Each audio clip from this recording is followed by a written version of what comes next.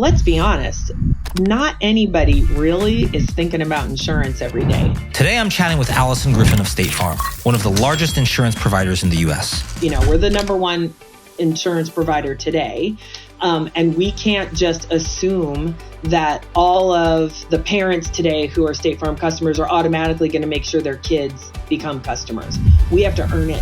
How do you start thinking then about relevance in a category where there's a lot of advertisers? It is a crowded category. All of it, to be honest, Ben, is around test and learn. Marketers being open to new ways of thinking, trying something different, embracing change, and saying, you know, look, we don't have to do everything the same old way. We just might get more engagement and more eyeballs. Is it actually more risky to hold on to things that just aren't relevant? I thought what worked well for me was...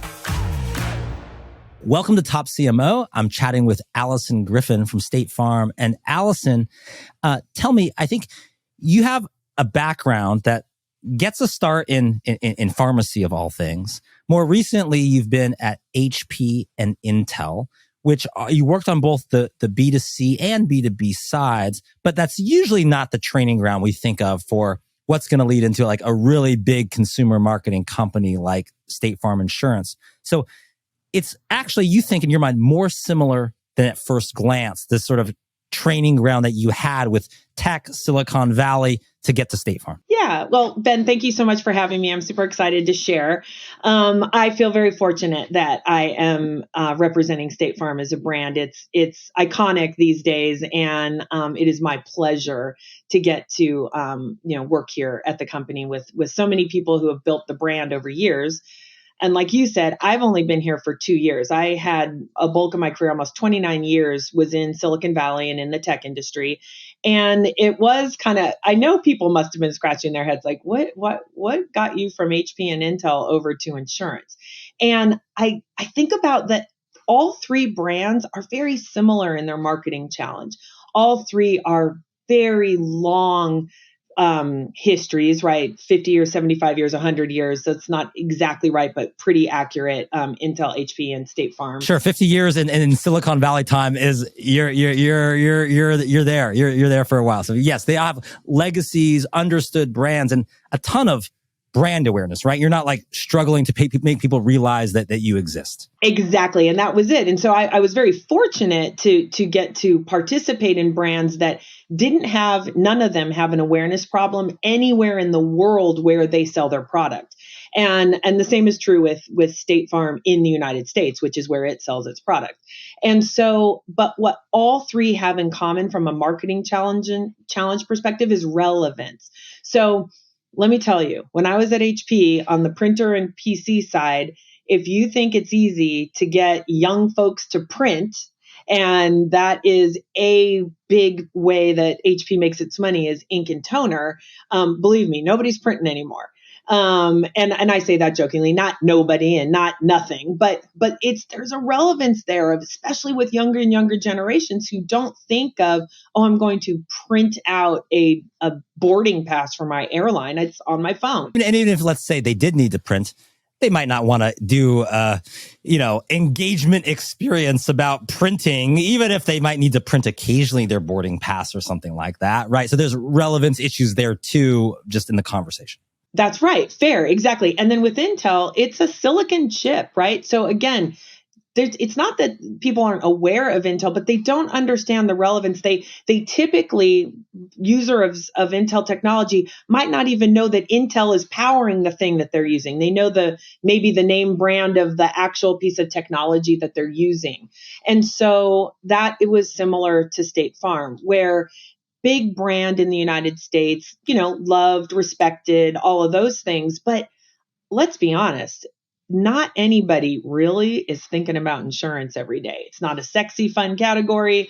And therefore, the marketing challenges are similar. Well, and how do you start thinking then about relevance in a category where maybe insurance isn't that sexy, but certainly there's a lot of advertisers. It's a well-funded category. So there's a lot of ways, and companies have different positioning. I'm thinking of other things like competitor, where maybe they're going to like personify the negative, the disaster that's going to come your way. And that's kind of their positioning, and they sort of originated a character to do it.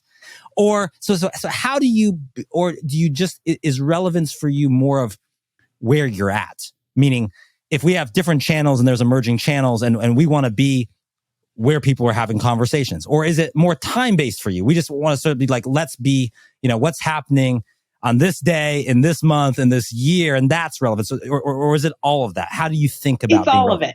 Of it? And that's the thing, right? That's the challenge. So for us, we have a very known asset, Jake from State Farm. That's one of our brand assets that's probably the most visible, but really the reason he's special and connects with younger audiences, actually audiences across the board, but including younger audiences, is we use that asset to lean into who we are as a good neighbor.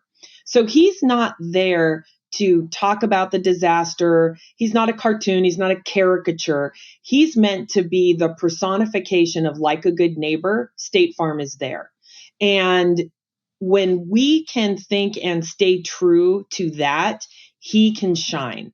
And we, have him. We've got obviously the sound, the jingle, I'll call it, the notes of like a good neighbor. State Farm is there. The notion of that tagline. We have the khakis and red polo, and we have our logos, the 3 oval logo. So my point is, we use various assets in different ways, audio, visual, and even personified, to make sure that at the end of the day, our value proposition is coming through, which is helping more people in more ways and being that good neighbor.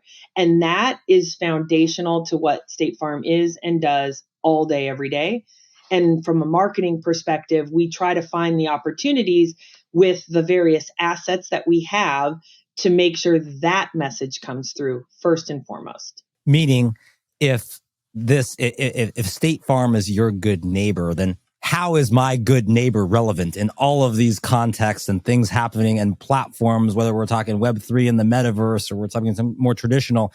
You want that neighbor to be there. And I think it's worth, for those of you who don't know the origination of like maybe like the 90-second version and Jake from State Farm, just the origination. Basically, yes, there was an original. There was original Jake from State Farm who wore khakis and a red polo, who actually was a State Farm employee who had a limited line, a limited role in line, but became popular. How did this go from that, we're going to put an employee in an ad, to something that has this big life in marketing? This mystique. So way back when, we used real agents and real employees in some advertising, and that "what are you wearing" famous ad, where the wife thinks that her husband in the middle of the night is talking to someone he shouldn't be, and it's yes. Jake from State Farm. Yes. And says, "What are you wearing?" And he says, khakis. Yeah. So that was the origination, right? So a fun spot. And he really is a call center employee, and he really is Jake, and he really wears khakis. So it started in grounding in a real story. And then as the company was advertising, it was realizing that they're building some equity around the one word Jake from State Farm. And really wanted to lean into that and see if we could personify our brand and separate ourselves differently from the other insurers. Because you mentioned it before, it is a crowded category, and it's loud. People all in our category are advertising a lot, and so how do you create a value proposition and stand aside? So that Jake from State Farm was getting some credibility, and we realized, all right, it's time. We need to hire an actor. We need somebody who has the breadth, the skills, the time to really create this character more fully. What were the factors that let you said, like, we're confident enough to invest in this, right? That this moves the needle for us, as opposed to just being hey, it's a cool campaign. We did a fun spot. People seem to like it. Let's keep going. Or could you actually measure things or see things that were changing? Yeah, it was before my time, so I don't know all the detail of everything, but they were measuring awareness and affinity and all those just like typical brand measures, and that Jake from State Farm character, and being able to use this sort of helpful good neighbor to talk about the messages that we wanted to talk about in the market at the given time. It was getting traction, and they're like, well, we don't want to just abandon this. We want to lean into it, but we can't do it with a person who's not an actor, and that's not their full-time job, and they don't have the breadth and the range. So I don't know that it was thought that it would be this, forever long-term thing, but they thought, look, we've got to lean in and get somebody who's got a little more range so we can do more with the character and see where it goes. And then I'll tell you this I do know about is 2 Super Bowls ago. So the year before that, the brief for the Super Bowl commercial that we did was very simple. And I think if I was a creative, I would have been really excited to get it. And it was make Jake famous. And Drake from State Farm was our Super Bowl ad. And the explosion on Twitter at the time, and just sort of, there was already this undercurrent of understanding of that character, but that Super Bowl ad with Drake really sort of opened the dam, if you will. And so now you have an actor. It was a hunt for his actor. I think his name is Kevin Mills or Miles, who plays Jake from State Farm. And what is interesting about that as an asset is how you've deployed, how you've kind of leveraged other assets. Like State Farm does a lot of celebrity marketing, and I think your roster includes a couple amazing quarterbacks, Patrick Mahomes, Aaron Rodgers, Chris Paul from basketball. You're pairing Jake with these other known entities. What is the thought process there? And it's sort of like, if you're going to kind of build up this asset you own, you have maybe a great partnership with Patrick Mahomes. You don't own Patrick Mahomes. So you have this other asset that you do own. How do you think about kind of connecting it with other things that you're doing? So we only use the celebrity endorsers endemically. So what I mean is Patrick Mahomes is only used in commercials that play in football.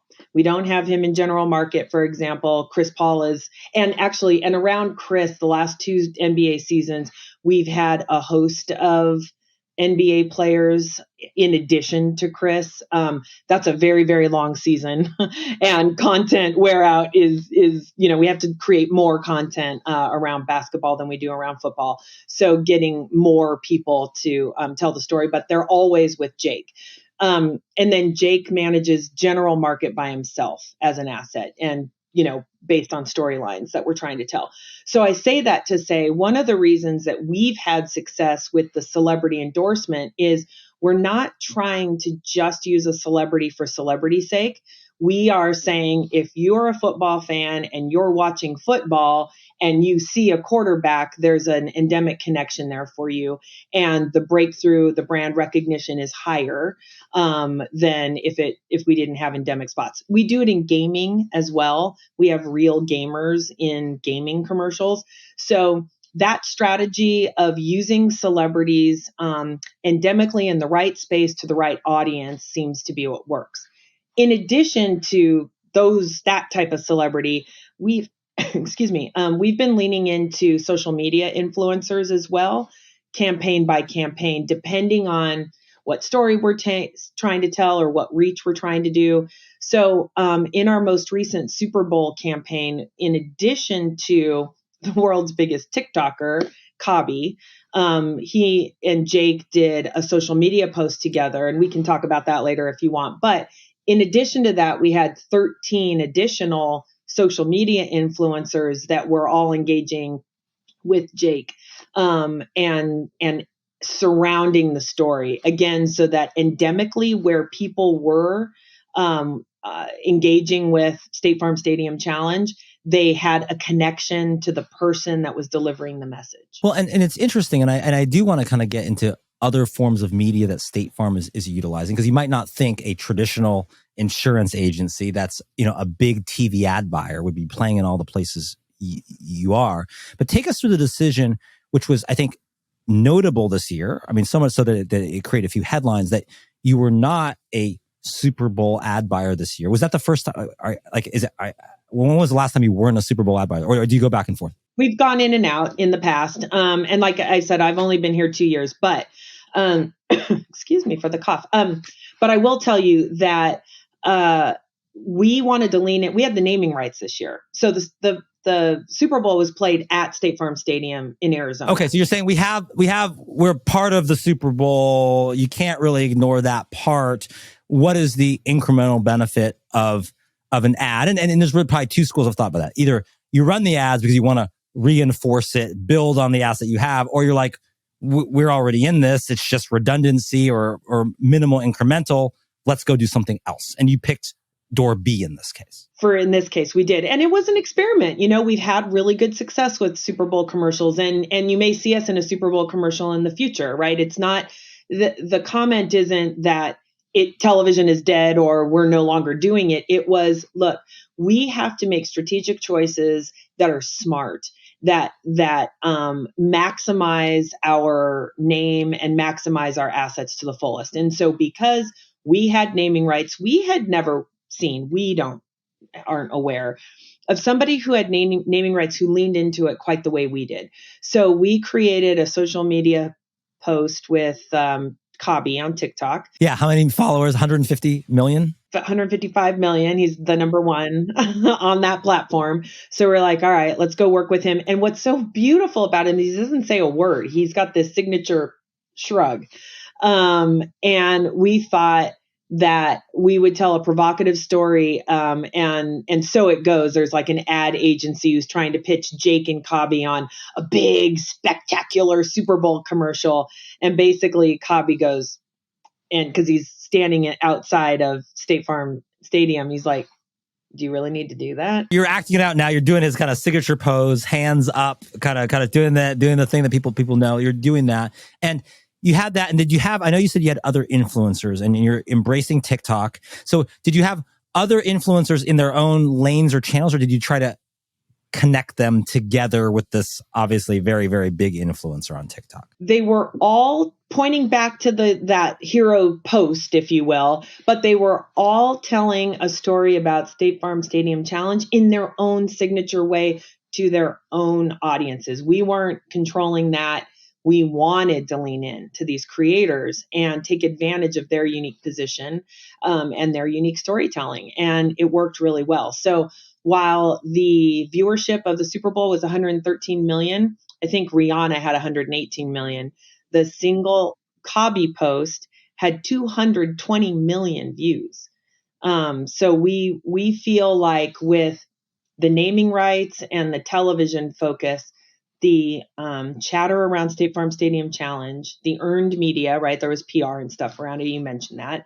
As well as the influencers across social platforms and on TikTok. Actually, we even ran the TikTok post as a TikTok post on linear television. We used our media buys in the weeks leading up to the big game to have a QR enabled code on television, which I think was, there was probably a certain subset of audience age-wise who was like, what is that? Sure. Which was fine, right? But all of it, to be honest, Ben, is around test and learn, right? Look, how many times am I going to be able to use a media buy on television, digital streaming, digital social, all at the same time, and influencers, and each with QR codes, so I know exactly where people are coming in from, and test and learn and understand how all of this is performing all around a major moment. And so you were asking earlier, is it the moments that you're after or the place where to be? And I said, it's all of it. And that's a really good example, is being open, marketers being open to new ways of thinking, trying something different, embracing change, and saying, look, we don't have to do everything the same old way, and we just might get more engagement and more eyeballs. And in this case, we did. Well, and you're speaking my language with the sort of the testing and learning. Our agency is called TOP, which is an acronym. It stands for Test, Optimize, and Perform, or Test, Optimize, and Scale Performance. So we love that. But what is your advice though for other people saying, like, I know, I mean, there's some marketing leaders listening who are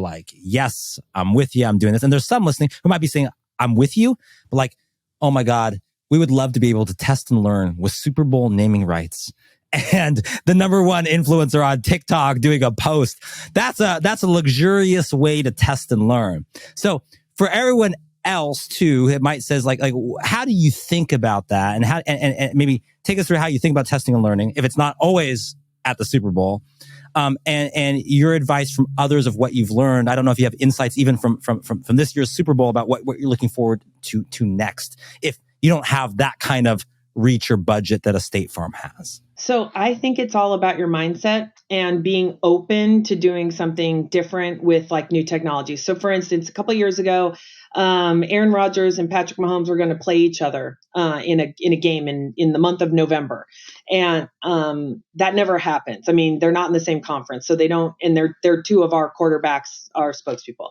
and so we wanted to do something big and different because hey, it's Team State Farm. And we decided to do an augmented reality game. And one of the things we gave away was an NFT.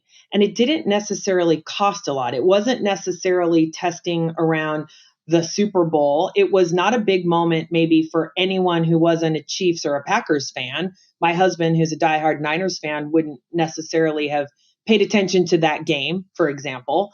But we recognized, hey, we can say there's a Team State Farm challenge going on, and we can make that a moment for us, and we don't have to spend a lot of money.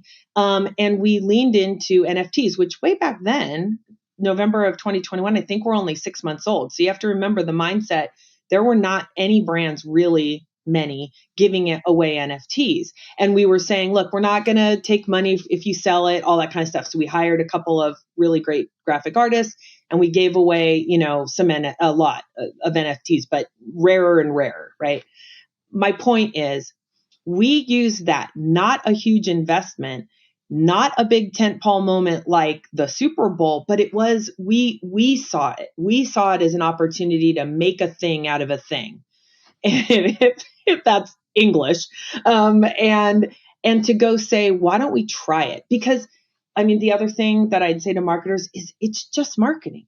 What I think we get so wrapped up and afraid, and we don't have to be afraid, because if you're making reasonable risks and you're somebody who is doing, if you're an executive who's doing its job of making sure we're not making crazy decisions, but these are all things that are reasonable marketing decisions that, in the past, what we would have done is rolled up to that game and passed out t-shirts. So this at least took t-shirt passing out to a different level, right? So we're going to do better than we did when we just passed out t-shirts for the people who were there on the ground. And that's how we looked at it. And that's my mindset. And I think that there's some brands like ChatGPT is the other, or a new, Coke and even Nike's doing some stuff with NFTs, and Coke with Dolly and ChatGPT. If anyone, you don't have to have a big brand or a big budget to go say, I want to experiment with how can I get more efficient by copywriting with my agencies with ChatGPT, for example, or just taking some of those risks. And I think that is probably instilled in me from my tech upbringing. And you're right that an insurance company doesn't love risk, but I'm smart enough to know the kind of risk that my insurance company isn't willing to take, and smart enough to know that if we don't push, what got us here won't get us there. And part of that is where it seems feeling this is an understanding that you're in a traditional industry. There's people who are older, who've grown up with State Farm, but there's this question back to relevance or embracing change, where if you're, I assume, going after whether that's millennials or Generation Z or others, that, that if you want to reach them, it doesn't make sense to do things the way you've always done if something new is going to be more effective. And is it actually more risky to hold on to things that just aren't relevant if that's the audience I assume you're trying to go after because of spending power and making more decisions and becoming head of households and wanting State Farm to be the good neighbor that's there for them? Yes, exactly. And I'll admit too that it's small steps and small chunks. So for what do I mean by that? So your point of we did a lot and did well, I'll say, at television advertising, right? That is the main muscle memory of the marketing department circa 3 years ago, where it had it down efficiency wise, got to a really great place with creative, and was on a roll with visibility on television. I came in and said, hey, instead of, and this is just as an example, this is not accurate, but instead of 95% of our spend on television, why don't we take that down a little bit and increase our digital spend, right? So just the point of a little bit. Let's start there. Let's start playing in digital a little more, which then creates new assets and different mindsets, which then got us thinking differently about Jake from State Farm, which then said, I think he needs to be on TikTok. So we don't have to advertise on TikTok. I don't have an ad on TikTok. Jake from State Farm has a TikTok account. So I'm very fortunate that when someone's scrolling, it doesn't appear to be like when an ad interrupts your scroll. This is, I'm following this really cool, good neighbor that I love and hangs out with celebrities and has great drip. I mean, his clothes are phenomenal, right? Stuff like that. And that's where all these things didn't happen all at once. It was these incremental decisions that said, first do this, then try that, then go there. And the next thing you know, 2 years later, right, we're really innovating in and have really pushed the boundaries of what an insurance mascot could mean to people out there. How do you think about the personification, that idea of personifying the good neighbor? Let me throw another brand at you that is famous for a campaign that involves personification. Another famous advertiser, which is Apple. And Apple, is known for many groundbreaking campaigns, but in particular, one that does with personification is this, like, I'm a Mac, I'm a PC, and let's draw the contrast. And they got an actor who's since become pretty famous, Justin Long, playing this and doing this, like, I'm a Mac, and embodying these kind of values. And he doesn't have he's looking not so conservative, more relaxed guy, fun guy to hang out with, and all of that. How much do you look at other examples, this idea of like a live person who's a mascot? And other examples of that, and how much do you kind of look at other people, like an Apple, and how much do you lean to that? Because there's also risk with a person. A person's a real person. Something can happen to that person as well. Oh yeah, we talk about that a lot, actually, because it could be two things. Like, it could be that something happens to them or they do something, and it could be with one of the celebrities as well, one of your influencers. I mean, it's definitely a thing. So I loved that Apple Mac campaign. And I'll tell you that I was at Hewlett Packard on the PC business at the time, and I hated that campaign. Okay. I say that lovingly. I thought it was brilliant, actually. And I think personifying your brand is important, especially today. Younger generations, more so than when I was young, the Gen Xer that I am. Younger folks care a lot about what a brand stands for, who they are, what they do. Some people don't really make buying decisions that way completely, depending on the category, but it's important that they understand and know. And I think for us, we're in a nebulous, weird category, again, that people just aren't excited about.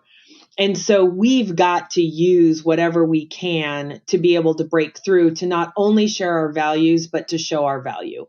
And those are two things. We think not a cartoon, not a caricature, not trying to show all the bad things that happen, but really who we are as a brand is optimistic and supportive and neighborly. And so it works. And I think pushing that asset, I don't think we knew that right away. We knew that Jake from State Farm sort of idea was smart and starting to work. But now with this, sort of reboot, if you will, not original Jake, who was an actual employee, but now pushing the asset further, we've seen that story can get told in multiple ways and on different, in the metaverse, in real life, on television and online. Does Jake have khaki pants in the metaverse? Yes. Of course. He does. Yes. Yeah, explain the metaverse. I think that's interesting. We'll segue to the next one, but explain what you're actually doing in the metaverse as people are trying to make sense of. Well, is this a real thing? Is it not? Gosh, Mark Zuckerberg seems to rename his whole company about this, but then what's going on? And talk about your willingness to experiment there and what Jake is doing in the metaverse. Yeah. So several years ago, we had Jake as the first non-playable character in NBA 2K. And it was authentic because we are big basketball advertisers, right? We sponsor the league. You can't see a slam dunk without a State Farm stanchion, right? The padding around the basket. And so we were already heavily in basketball and thought, hey, let's see if we can get Jake as a non-playable character. And there were many, many, many levels of testing that we thought we can do there. And I'll rattle them off really fast, but I want to say them because it'll just give you a sense on our mindset. So we're like, look, is anybody going to come up to, if they're playing NBA 2K, are they going to come up to an insurance branded character? Like, why would they do that? Right. So if they do, what's the dwell time? Meaning, how long did they talk? If they talk, will the person follow them into the neighborhood goods store where, by the way, we sell skins of khaki and red polos, shirts, different outfits that you can buy and wear around NBA 2K if you wanted to. So all of those were levels of, Jake's wearing khakis. Can he entice? And I don't mean entice, but will someone come in, have a conversation, wear the skins out and around the game? And it turns out, yes, yes, yes, yes, yes, yes. And we learned a lot. And so we kept sort of innovating how the interaction would be with Jake from State Farm in that game. And who knew that the metaverse would be so quickly following where we'd have an opportunity? So it's not important that Jake is in the metaverse for selling policies today. What's important is that we are taking the learnings that we have of this little avatar in a fictional setting, and we know that it works and it's authentic. People will not rally against it. They'll support him there.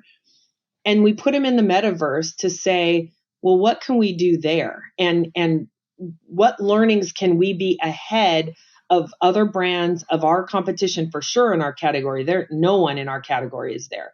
And they may even say, what in the heck why is State Farm wasting its time?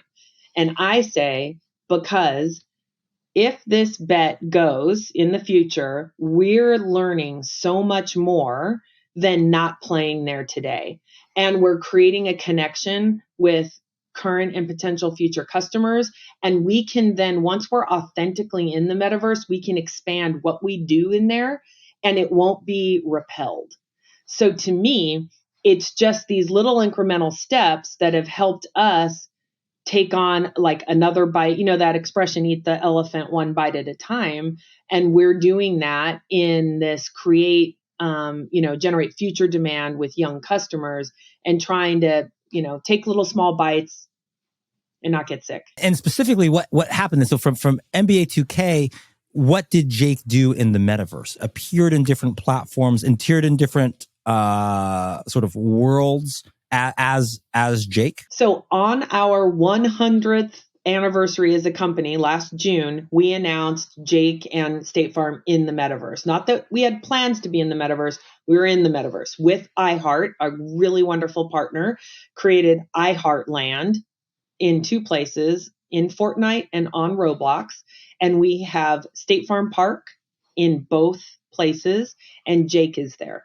Not only Jake, but our jingle, the notes of Like a Good Neighbor, State Farm is in there. Our ovals, our logo is in each place, meaning an interactive part of the gameplay.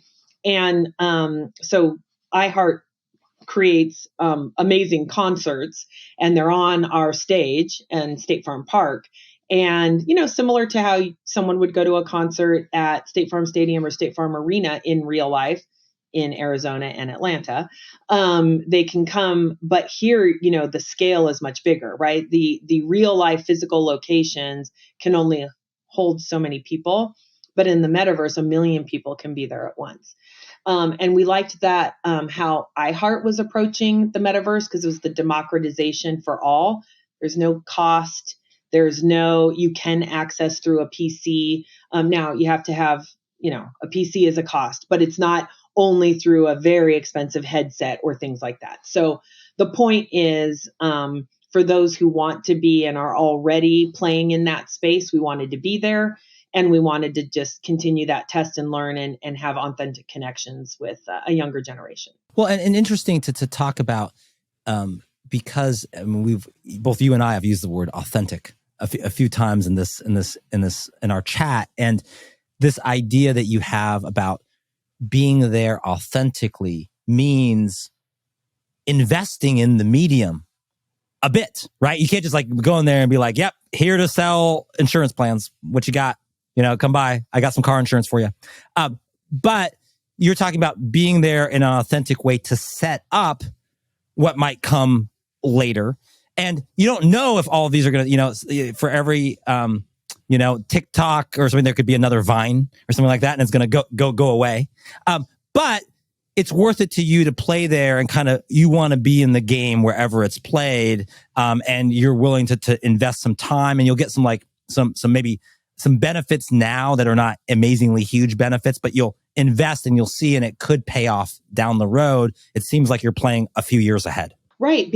And that doesn't mean that we're not doing all the things we have to do to capture current demand today with all ages of customers. We're still in television and digital streaming. We still have good neighbor crews that go out to local festivals now, especially post-pandemic, that are back up and running. Our agents, 19,000 strong across the United States, are in communities literally everywhere and engaging in real life. So we're still doing all of those things that matter as well. We're still among the first responders to disasters. It's like the Red Cross and State Farm if a hurricane or a tornado hits, for example. And we're still rallying around our traditional forms of engagement with all ages, I guess is what I'd say. And we're smart enough to know that we can't rest on our laurels as being we're the number one insurance provider today.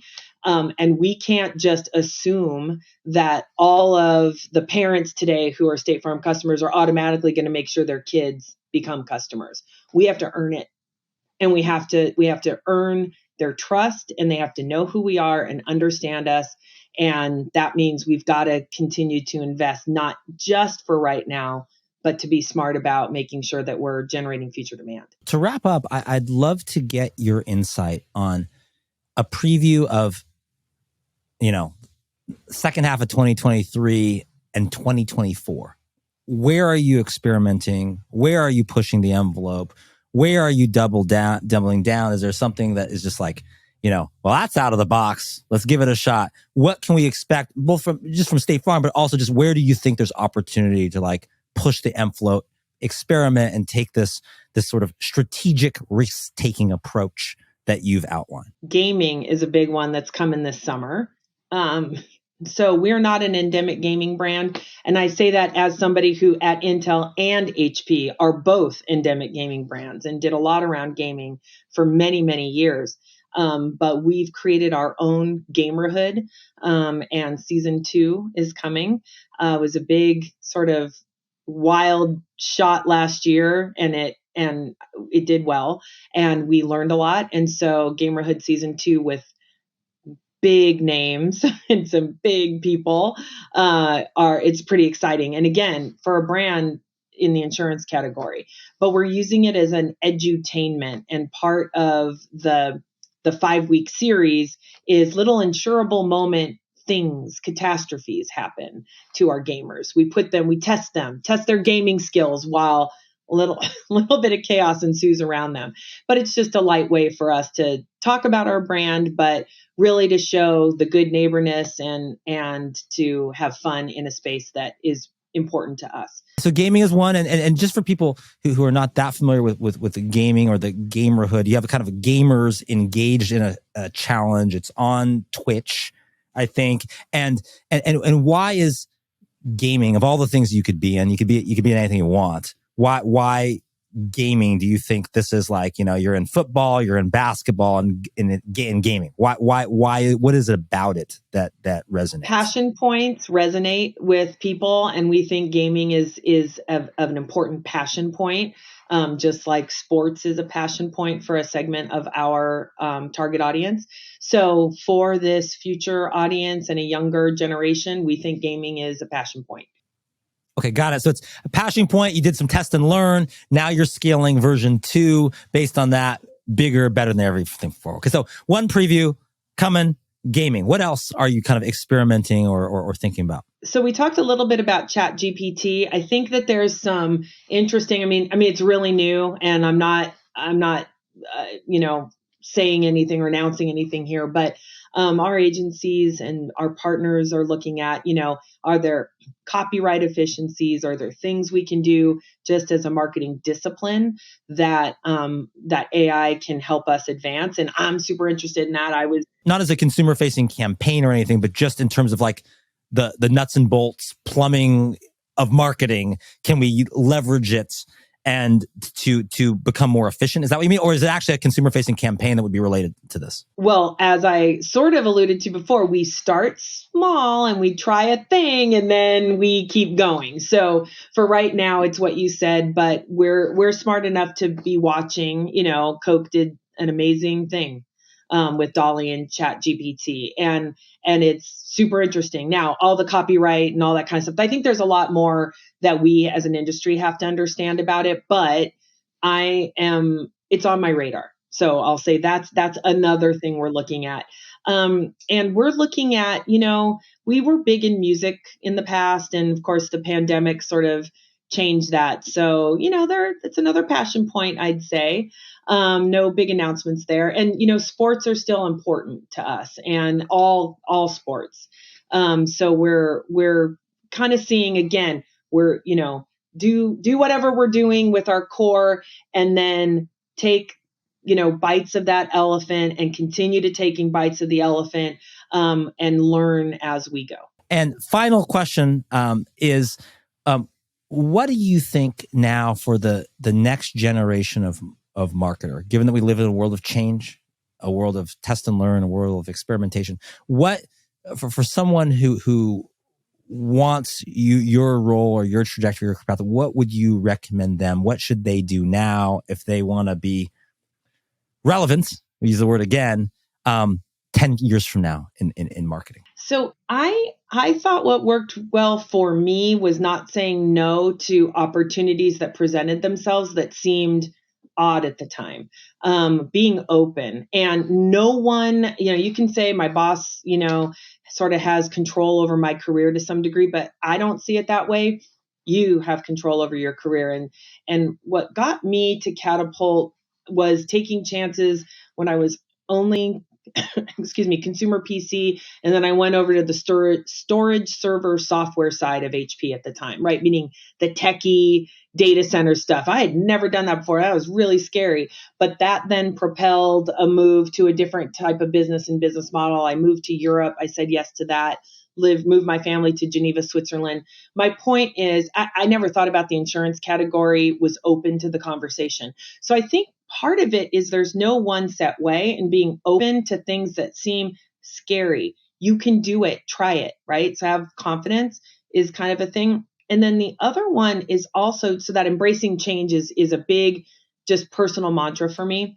And also making sure to not filter out too many ideas, and not, it's not always no, it might be just not yet, or not that big. Let's try something smaller. And I think that having the mindset of trying it with reasonable risk, you'll start getting more and more confidence and learn more yourself to then keep pushing boundaries. And I just think that it's really, really what helped me realize that it's just marketing. It's okay. We're going to be just fine.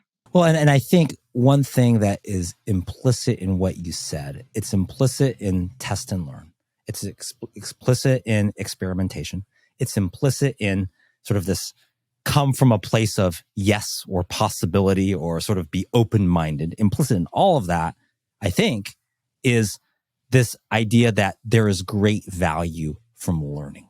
Whatever that happens, whether we're trying a new marketing channel, whether you're, sounds like taking your family to Europe, whether you're going into a new category, when you're coming from one place that's not technical and you're going to the technical division, whatever it is, if you recognize that learning has great value and part of your role for the company, part of your role for yourself is to maximize your learning, then those learnings, if they have value, you take it with you and it can propel you, your brand, your company, and their brand too. Yes. And I think that if you find yourself in a culture that isn't embracing the kind of thinking you have, it's okay to change that.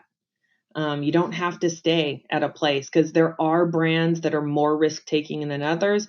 There are teams that are more open than others.